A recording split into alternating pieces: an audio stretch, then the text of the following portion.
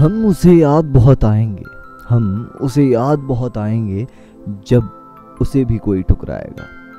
सलाम, आदाब, नमस्ते, सत श्री अकाल। आप देख रहे हैं अधूरा इश्क मेरे यानी उबैद के साथ, और आज फिर लेके आ गया हूँ एक नया एपिसोड दिखाने आपको एक और अधूरे इश्क की दास्तान जो रह गया शायद अधूरा, या तो वक्त के चलते या हालात के चलते, या फिर वो प्यार था ही।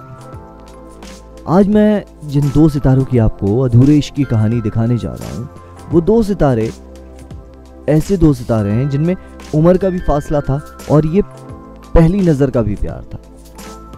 दरअसल आज मैं बात करने वाला हूँ कंगना रनावत और आदित्य पंचोली की प्रेम कहानी की। आदित्य पंचोली और कंगना रनावत का जब लव अफेयर शुरू हुआ तो मानो हर किसी की जुबान पे इन्हीं दोनों के नाम हुआ करते थे। उसकी वजह यह थी कि कंगना रनावत और आदित्य पंचोली की एज में टोटल 12 साल का डिफरेंस था। दोनों एक दूसरे से 12 साल थे आगे पीछे। आदित्य पंचोली और कंगना रनावत की मुलाकात भी दरअसल बड़े ही फिल्मी अंदाज में हुई।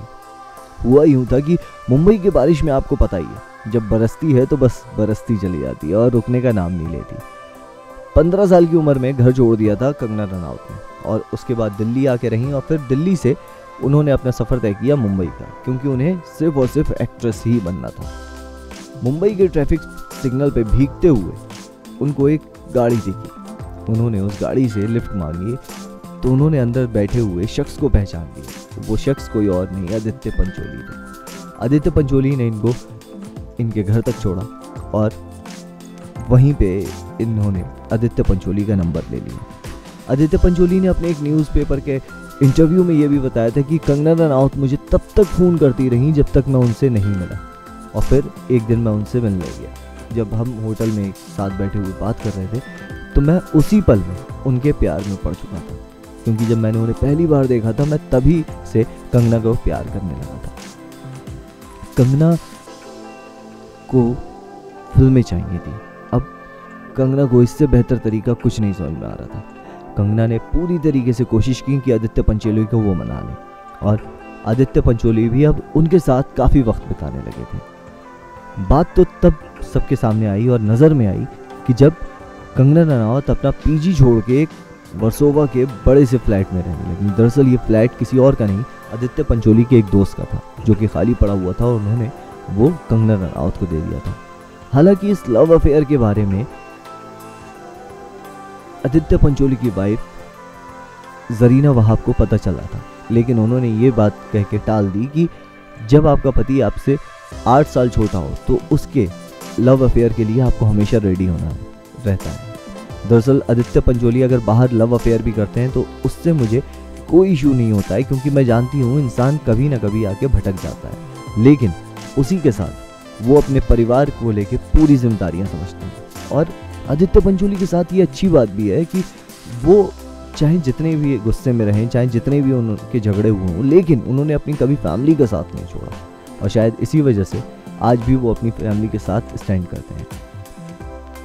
अब कंगना रनावत और आदित्य पंचोली को हर जगह एक साथ देखे जाने लगा था। दोनों एक दूसरे के साथ पार्टीज में दिखते थे, मूवीज प्रमोशन पे दिखते थे। हालांकि आदित्य पंचोली पूरी कोशिश में लगे हुए थे कि किसी ना किसी तरीके से वो कंगना रनावत का कैरियर बनाए, लेकिन उनके कैरियर बनाने के चक्कर में वो अपना कैरियर खोते जा रहे थे। और उसके बाद कंगना रनावत को मूवी मिली पहली 2006 में, जिसका नाम था गैंगस्टर। गैंगस्टर से धमाकेदार एंट्री मारते ही कंगना ने ये साबित कर दिया कि उनसे बेहतर एक्ट्रेस अभी फ़िलहाल में कोई नहीं होगी। और वाकई में कंगना की जो नेचुरल एक्टिंग थी उस मूवी के अंदर, उससे जैसे हर किसी के दिल में कंगना ने एक अलग जगह बना ली थी।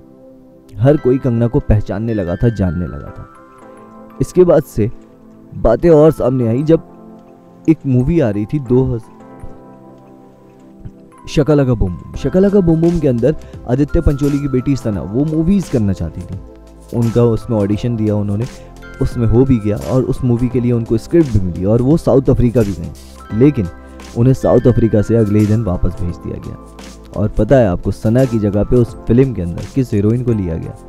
वो हीरोइन कोई और नहीं, कंगना रनावत थी।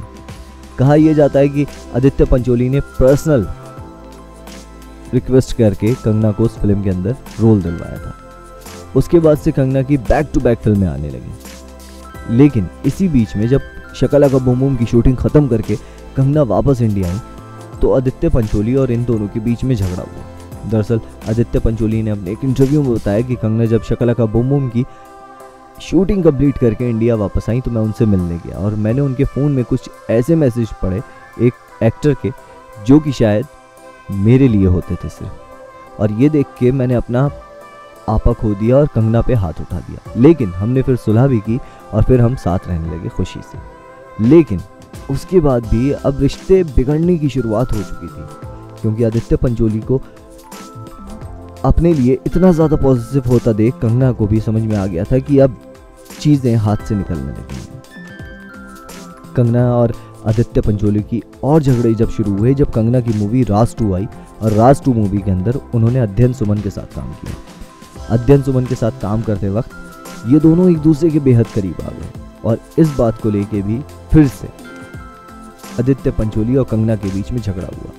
दरअसल एक पार्टी में कंगना पहुंची हुई थी, वहां पे आदित्य पंचोली पहुंच गए और जैसे ही आदित्य पंचोली को देखा तो कंगना ने वहां से निकली और एक ऑटो किया और उससे जाने लगी। आदित्य ने उनका पीछा किया अपनी कार से और बीच रोड पे ऑटो को रोक लिया। ऑटो को रोक के कंगना से वहां पे बहुत कहा सुनी हुई और फिर से आदित्य ने कंगना के ऊपर हाथ उठा दिया। अगर न्यूज़पेपर्स की माने तो न्यूज़पेपर्स में आर्टिकल यह आया था कि देर रात तक कंगना और आदित्य बीच रोड पे लड़ते रहे और कंगना रनौत से खाली आदित्य पंचोली ने यही कहा कि तुमने मुझे धोखा दिया, तुमने मुझे धोखा दिया।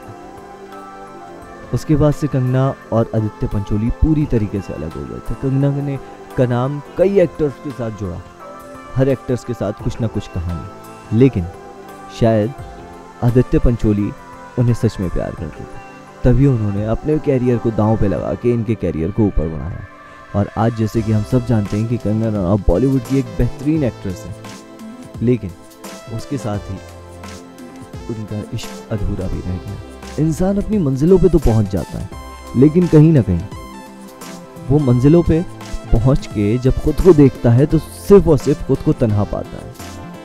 क्योंकि अगर आप तन्हा मंजिलों पे पहुंच भी जाएं तो उस सक्सेस का, उस अच्छाई का क्या फायदा जब आपके साथ कोई बांटने वाला ही ना हो।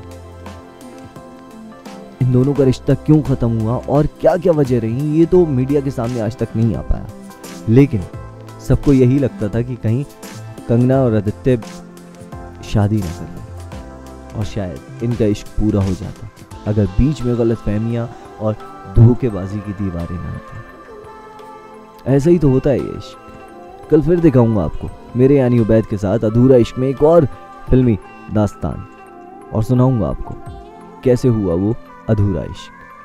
तब तक के लिए देखते रहिए नेक्स्ट 9 न्यूज़ मेरे यानी उबैद के साथ, और हमारे चैनल को सब्सक्राइब करना मत भूलिएगा क्योंकि इससे आपको मिलेंगे हमारे शोज़ की सारी लेटेस्ट अपडेट्स, और बेल आइकन दबाना मत भूलिएगा।